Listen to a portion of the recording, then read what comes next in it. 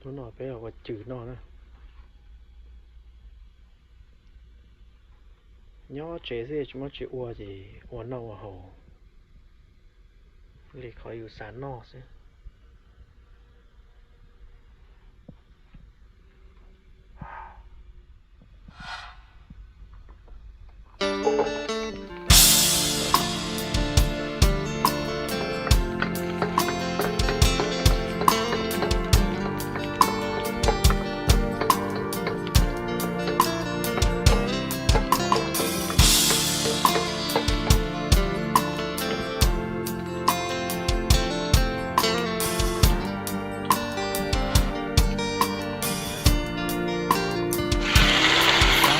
สุดท้าย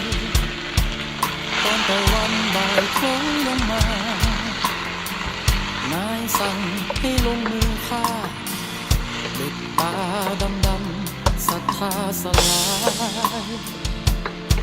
ความเป็นตายไล่เรียงเป็นฉาก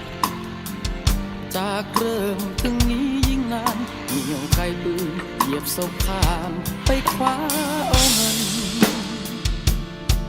ข้ามความจนที่ฉันนี้นาปากกระตีนถีบเรื่อยมาตีรันฟันแทงแกร่งกล้าหนุ่มกระพงไม่เคยลี้หนีใจผู้ใด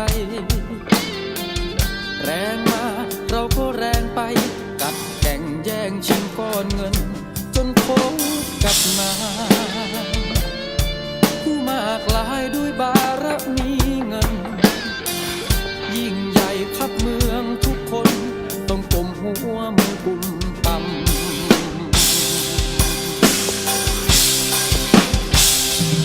ฝากตัวรับใช้นายเป่าหัวผู้ขวางทางเดินนายส่งไปสู่ความตายชื่อเสียงของฉันเลื่องลือศพแรกผ่านไปศพสองศพสามค่อยๆผ่านไปหลงผิดคิดภาคภูมิใจก่อนเดินมาถึงวันนี้